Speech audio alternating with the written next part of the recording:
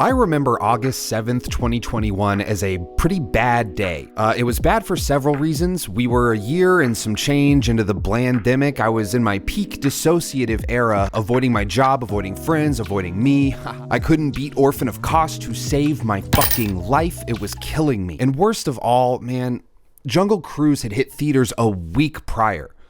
It was a tough time, but all of that just seemed to blow away in the wind in one moment. The moment I learned that Trevor Moore passed away. I've never really cried when it comes to celebrity deaths, but that night I watched a bunch of his IFC sketch show, The Whitest Kids You Know sketches on YouTube, a show me and my brother would watch all the time growing up and is so rarely referenced that when a complete stranger brings it up, I'll just feel like they immediately kind of stop being strangers, you know what I mean? Whitest Kids really shaped my sense of humor growing up, and quotes from Trevor, Zack, Timmy, Sam, and Darren were common among me and some of my friends growing up. So I was sending different sketches to my friends like Race War, Grapist, Gallon of PCP, and then I started watching all of these podcasts they made mid-pandemic, the Whitest Kids team were doing over Zoom, reminiscing, playing games, making each other laugh, doing D&D runs, engaging with their fans. I had never seen them do that before. And yeah, I will admit, it got me kind of emotional seeing Trevor making his friends laugh, and I might have shed a few tears. It felt like I was also hanging out with old friends on Zoom. I never really considered myself to be that parasocial until Trevor died. Now I'm not so sure. That one kind of hit home. Anyway, I say this because Zack Cregger was the co-founder with Trevor Moore, and they started Whitest Kids together in college, along with Timmy, Sam, and Darren. Trevor's death seemed to have a huge impact on the whole cast, obviously, and I didn't know what any of them would do next. I know they're all writers, I believe, in their own right. I can't imagine the pain of losing a core member to your creative squad. But fast forward to 2022, when Zack Cregger transitions to making horror films with Barbarian. You guys can imagine just how ecstatic I was for this, and I loved it. The mid-movie shift was so ballsy, but it paid off in spades, having a great sense of humor, a brisk pace, and effectively nasty scares. Despite the bold twist in the narrative, it somehow held on to the crowd-pleasing tension we are always craving from this breed of horror. Plus, you know, Zack from Whitest Kids directed it, and the fact I don't have to lie when I glaze it means a lot. This all came to mind because I was watching Zack Cregger in his interview with The Big Picture, and he mentioned that he was writing Weapons in the wake of his best friend's passing. So can you describe for me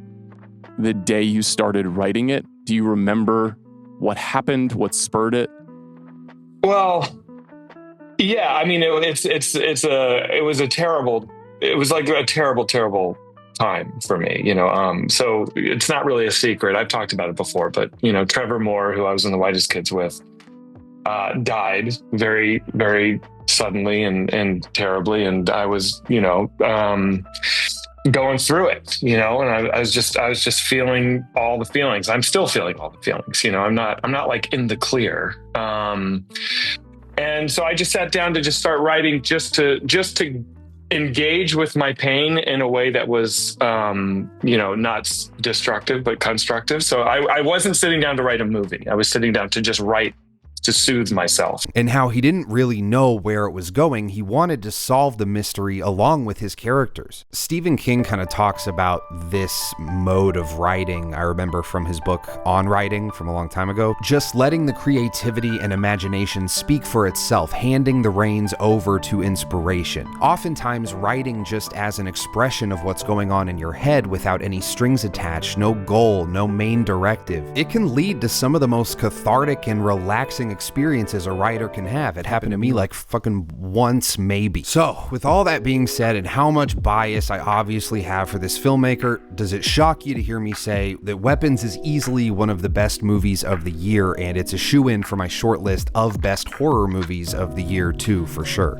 It's so narratively dazzling to watch unfold, and Cregger has leveled his filmmaking up twofold at least. Not that Barbarian was some poorly shot mess either. Barbarian was helmed impressively well for a debut, rather sophomore film. We do count Miss March in this household. And I still think about certain frames and camera placements from Barbarian. But Barbarian's budget was $4.5 million. Now he has $38 million to play with. And I mean play with. Cregger is here for a good time and a long time. time, hopefully. You've probably seen the trailer. Last night at 2:17 a.m., every child from Miss Gandy's class woke up, got out of bed, went downstairs, opened the front door, and walked into the dark, and they never came back. This movie is told in 5 or 6 chapters, each following a different character and just showing a slice of how they fit into the story. One is the teacher of this class, Miss Gandy, who is a flawed character and a really interesting one. Alden Ehrenreich is her ex-lover, ex in some capacity at least, who's also very flawed. Everybody be flawed as hell in this movie. Josh Brolin plays the father of Matthew, one of the kids that disappeared, who is determined to figure out what happened to these kids. He's skeptical of Miss Gandy because why just her class? It seems fishy. Benedict Wong plays her boss, the principal of the school. Austin Abrams plays a junkie. He is hilarious in this movie. We got Amy Madigan playing a character not yet even shown in trailers. And Carrie Christopher plays the one single kid that did not go off running into that good night, a quiet boy named Alex. What does Miss Gandy know, and why is Alex so quiet? What is going on? People have been bringing up Magnolia a lot when it comes to the structure, and I haven't seen it in forever, so I can't comment, but a similarly structured movie to this was last year's Strange Darling, which is phenomenal and looks gorgeous, and is also told in chapters, shuffled out of order. This movie is so bonkers, and the way he intersects the stories where one character runs into another is very specific and often explosive, which creates this chaotic sense of the world inside the screen. Everything feels sideways. None of these characters appear to be reliable narrators. By refusing to give us a character worthy of calling a hero, Cregger has set us up for that final payoff, where, minor spoilers here, when we finally learn Alex's backstory and why he's been so quiet, I was so happy to finally attach all of this peripheral investment I've been having with the other characters. Now we have this one little innocent kid going through his own personal Coraline-coded hell. It's a nightmare scenario, literally feels how nightmares feel when you're in them. Ending the movie with Alex's story just felt so rewarding and satisfying, and the final set piece is really out there and over the top, over the line in all of the goopy, gnarly nastiness that Cregger showed he had a taste for in Barbarian. The stakes are way higher this time, inside the movie and outside. It's not just a couple characters, it's 17 innocent children, minus Josh Brolin's kid, he was a piece of garbage. As I mentioned earlier, the bigger budget does not go to waste. Cregger is able to shoot scenes in broad daylight in populated city streets, long chase sequences, and gory, disturbing stunt work. We get bigger stars like Josh Brolin and currently Julia Garner, who, by the way, I'm a little bit indifferent to be honest. Outside of Ozark and The Assistant, she hasn't blown me away with a performance, but I also don't think she's been cast that well, in my opinion. I'm glad she's getting a ton of work. She shot a ball, too. I herald her performance in Weapons, though. I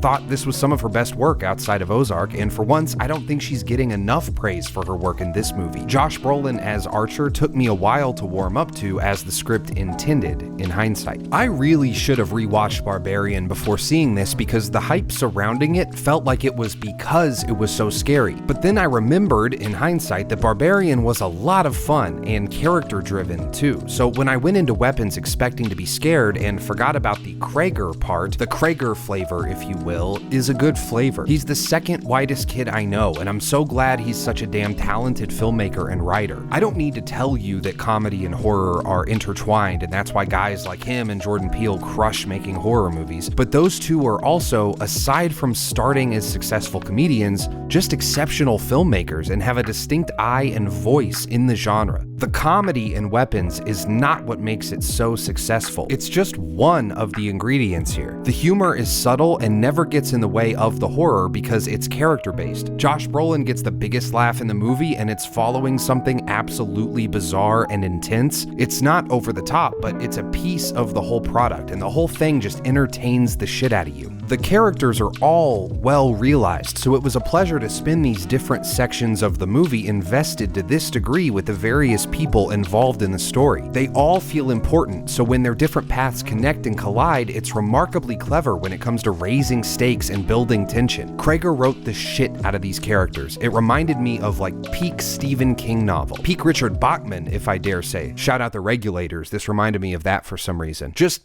Awesome movie. Go see it. It is well worth your time. I didn't want to spoil anything here. It's good to go in as blind as possible. And it's weird to recommend IMAX for a horror movie these days, but because Universal is behind this and it's got this big budget, I will say it does look really good on the big screen. And the tracking shots Cregger pulls off, that big screen just popping, the eyes getting plucked out and syringes getting stuck in faces, it looks excellent. Go see Weapons. I am on pins and needles, by the way, awaiting the next Cregger project, which I've heard is already a thing and is happening soon. I think it's Resident Evil, which I know it's IP, but his pitch kind of sounds sick. Go listen to his interview on The Big Picture about Weapons and everything else. It's really good. RIP Trevor Moore, of course. Please like and subscribe if you want, and I will see you guys in the next one. Thank you for having me. Later.